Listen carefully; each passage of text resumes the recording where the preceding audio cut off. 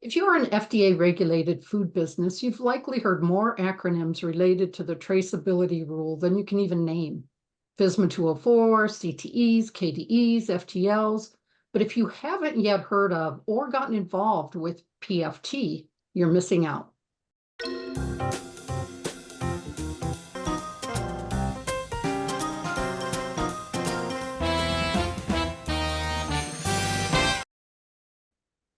I'm your Tag Talks host, Lisa Lupo, and today I'll be discussing the nonprofit Public-Private Partnership for Food Traceability, PFT, with two of its founders, Ben Miller, Executive Vice President of Regulatory and Scientific Affairs for the Acheson Group, and Eric Marshall, Principal of Leavitt Partners. Welcome. Thanks, Lisa. Good to be with you. Yeah, thanks for Yes, having me. always good to have you. So to give our audience a bit more background first, PFT is a member-driven organization.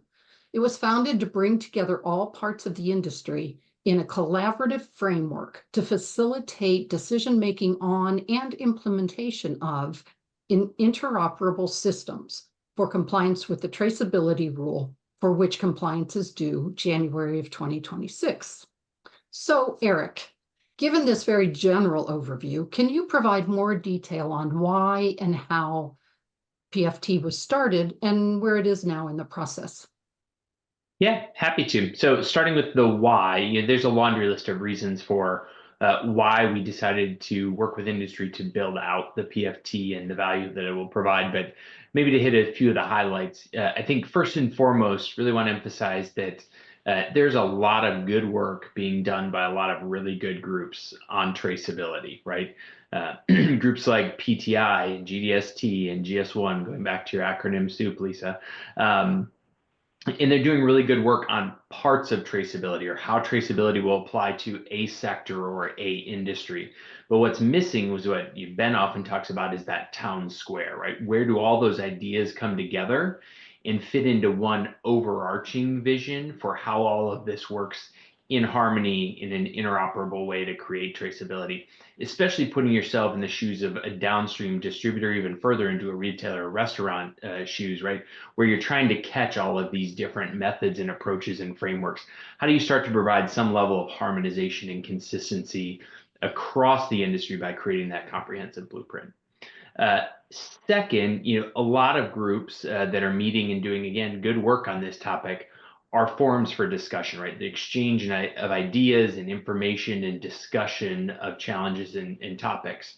But one of the things that's missing is that comprehensive industry-wide decision-making mechanism to not just talk about, do we want to use this type of barcode or this type of barcode, but actually come together and say, let's talk about the pros and cons, but then let's plant a stake and put it in and make a decision that we can move forward on and implement on as industry.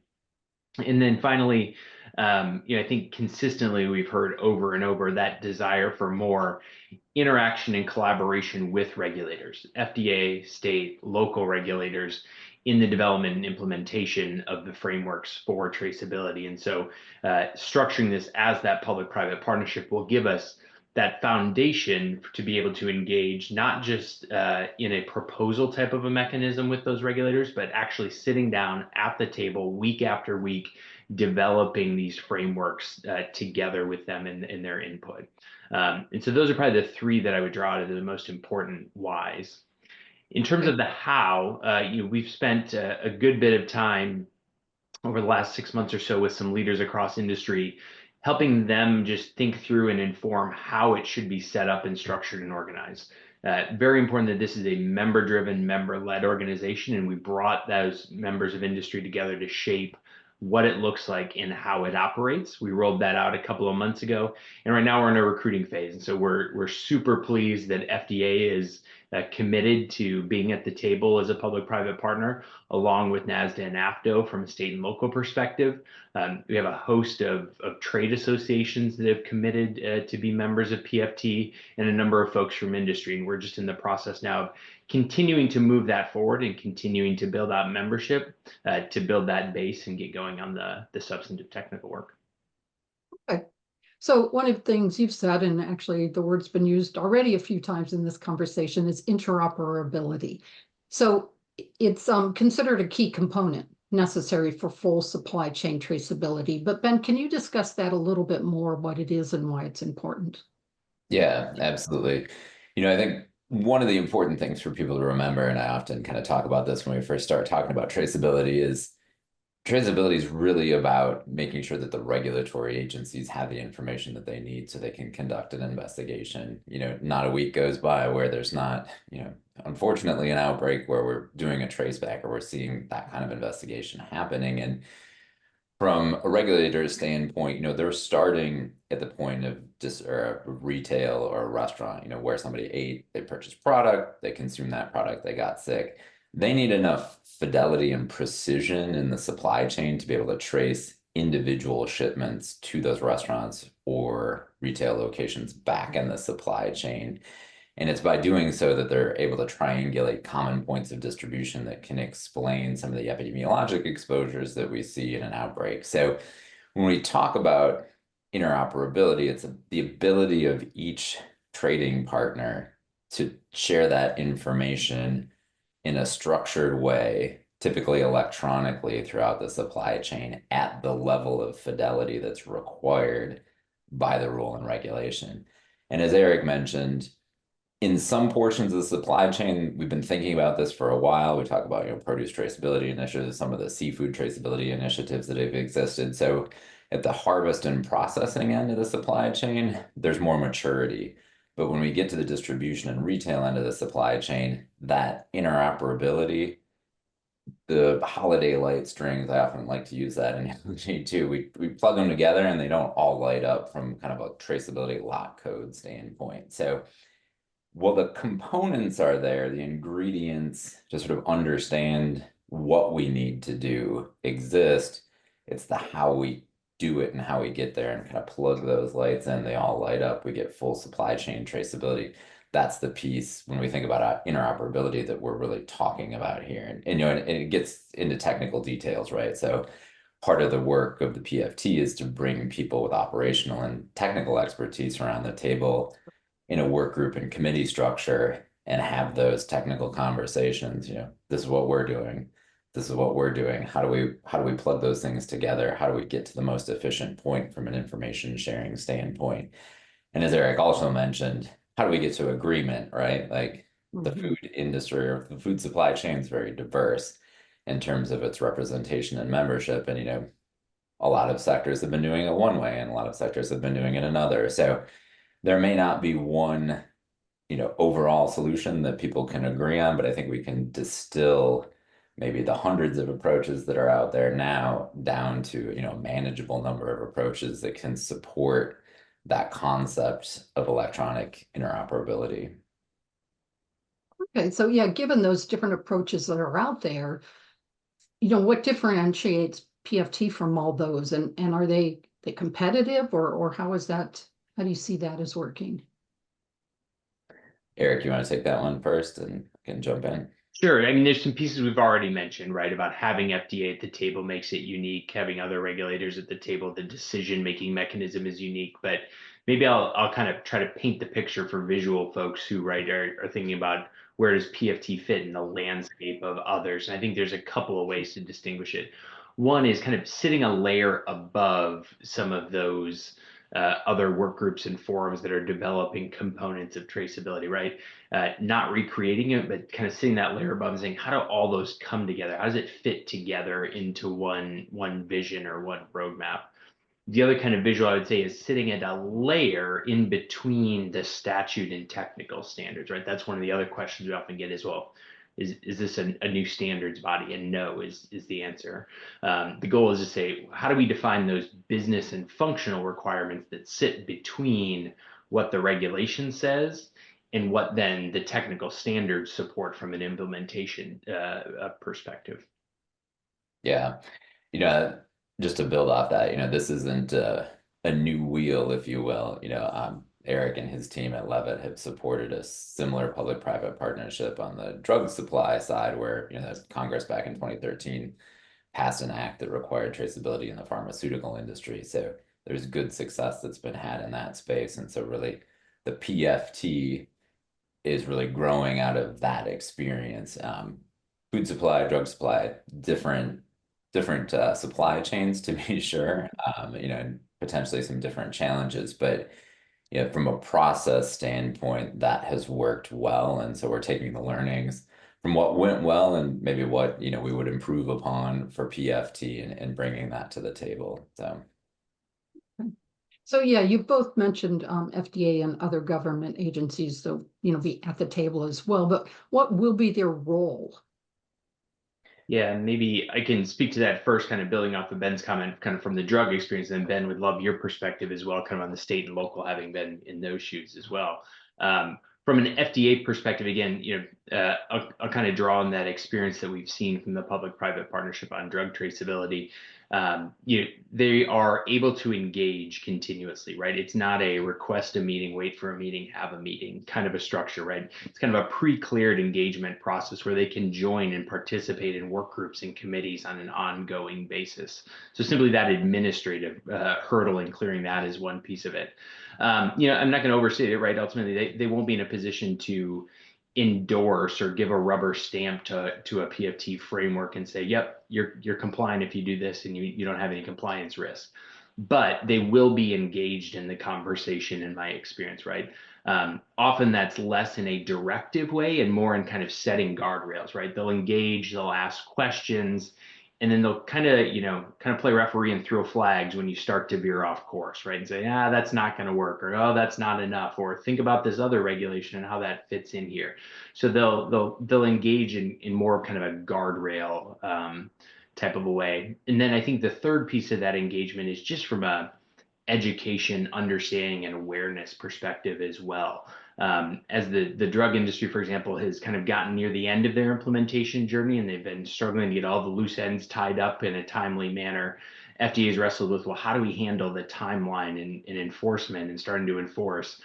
And having the public-private partnership is a place where they can, again, not just get kind of one-off stakeholder opinions, but be deep in the weeds and understand what are the challenges, what are people doing, what progress is being made, what remains, and see that on that ongoing basis.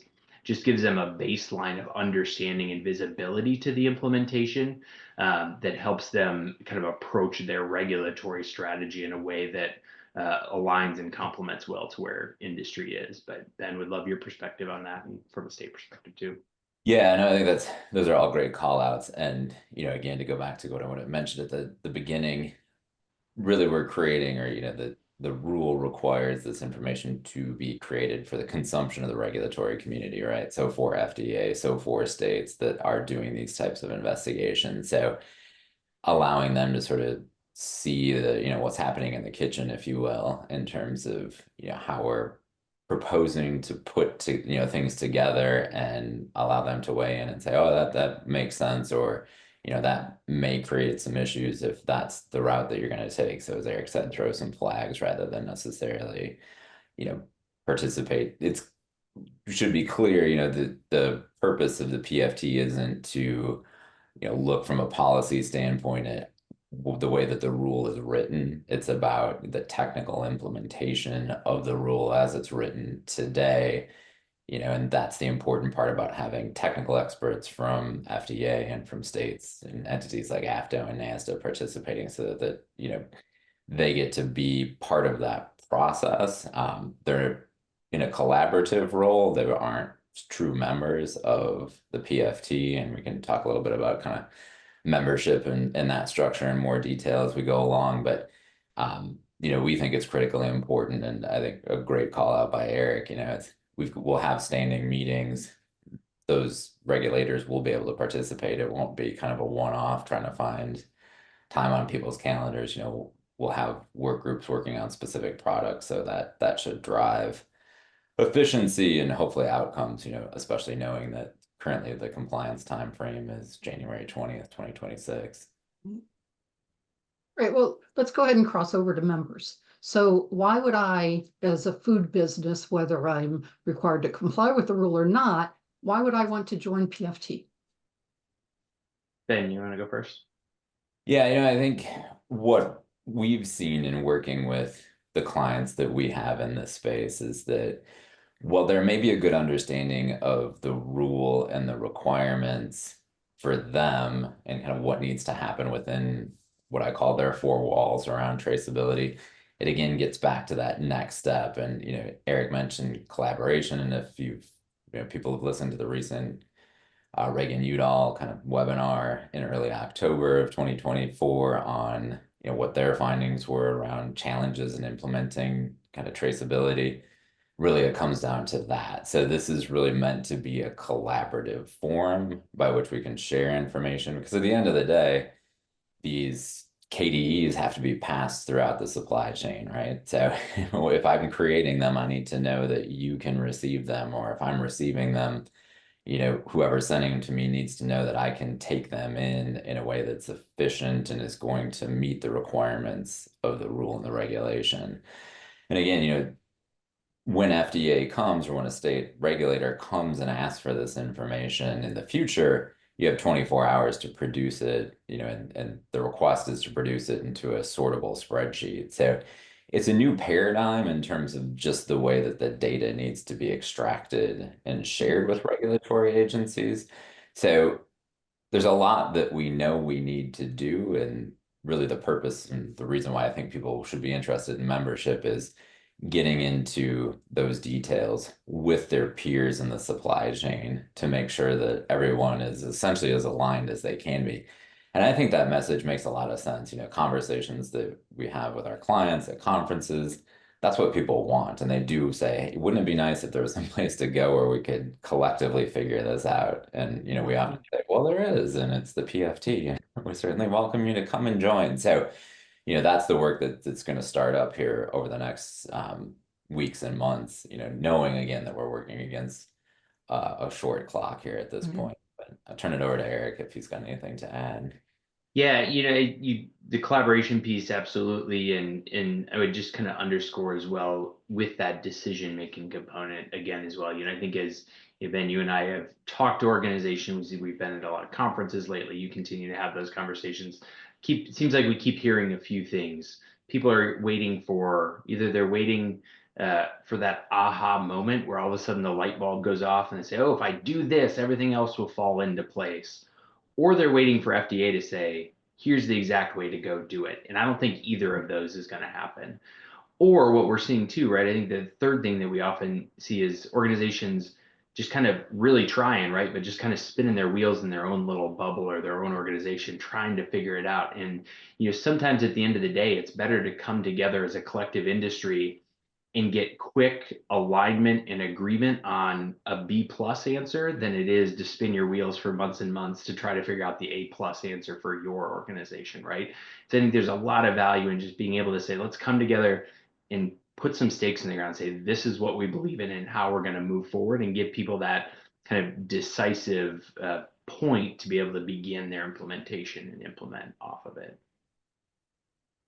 Yeah, and I think the only thing I would add is that we're starting to see at the retail end of the supply chain, some companies defining their own requirements around traceability too. So while the primary focus of the PFT is around specific FSMA 204 compliance and FTL foods, the reality is that more companies in the supply chain are sort of being drawn into this conversation because retailers are requesting that all foods that they receive have similar amounts of traceability information associated with them. So, I think there's also a space, really kind of how you solve that problem is similar if it's an FTL food or not. And so, I think there's growing interest from a membership standpoint in that space as well. And I think, again, while that may not be the absolute primary focus of our initial conversations with PFT, I think, as companies look at their portfolios and understand sort of what some of those retail requirements are, that this can be a good space for membership as well. Okay. Yeah, and January 2026 is really quickly approaching, and some of those retailers that you mentioned are even requiring earlier compliance. Yes. So it does seem that, public-private partnership really is essential to get everybody together and ensure full industry traceability. So PFT seems like a great initiative to make this work. So to kind of wrap up all of this, I want to ask each of you, what would you see as the top takeaways from this discussion? What do you want listeners to remember and even do? Yeah, Eric, I'll let you kick it off. Sure. Yeah, I think I would just emphasize again, how do we come together collectively as an industry across all sectors, all industries with regulators and make some of those key decisions that allow you to move forward with your implementation with a level of confidence and certainty, right? I think providing that foundation for you all is absolutely the framework to be thinking about it. And the ask, I guess, Lisa, to your point, would just be to get involved. In the coming weeks here, we're going to stand up and roll out a couple of our initial committees to get this work going and start framing it up. And we're even going to provide the opportunity for folks to get involved in those committees for a little bit before they make their formal membership decision. So reach out, let us know, and get plugged in would be the biggest prompt I would offer, Ben. Yeah, absolutely. I think as part of this tag talk, we'll share the visual, the PFTU website and where you can go to find more information there and sign up. So, or, people could reach out directly to one of us on LinkedIn or by email if you have interest in joining or just learning more about it. As Eric said, we're going to get some of these committees going. And, I think through that action, people will start to understand what the specifics of the work look like and can make a determination what their kind of long-term membership commitment looks like at that point too. So a lot of work to do. I think it's exciting. I think it's, been a long time coming when we look at just when the first version of the proposed rule was rolled out in 2020. But it can feel like a really short time frame. And, I would say anybody listening to this, if there are others within your network that you feel like don't know enough about just the traceability rule in and of itself overall, and I get calls almost every day now about, tell me more about this rule and am I covered by it? And invariably, usually people are. So, I think it's even important to make sure that people have a baseline understanding of, do you need to comply? And, if you do, I think, and if you haven't started your traceability journey at this point, that, PFT is a great place to get involved. Yeah, maybe just final thought on the timeline there, Ben. In terms of January 2026, I think yes, but right, like, yes, it's coming fast. Yes, we've got to jump in and be able to help people get to that compliance deadline. But also just want to underscore that I think the vision for PFT is larger than and well beyond kind of baseline compliance in 2026, but how do you take that and turn that into optimization and interoperability, which will be a much longer journey than the next 14 months or so. Yeah. Yeah. And I think, and FDA recognizes that too, I think from a practical standpoint in terms of, January 20th will be kind of version 1.0 and, companies will continue to progress, in terms of the robustness and just kind of functionality of the systems that they develop. And, I think PFT can play an important role in that conversation past 2026 as well. So good. Thank you. All right. Well, thank you both. Really interesting discussion. And like you said, kind of exciting to get this started across the industry. The PFT website is pftraceability.org. We will include that in the description of this, and we can also put it on the ending credit there. And to stay up to date and get all of the latest news on food safety, be sure to subscribe, like, or follow Tag Talks Food Safety on YouTube or your favorite podcast platform. Thanks again, Ben and Eric. Absolutely. Thanks. Thank you.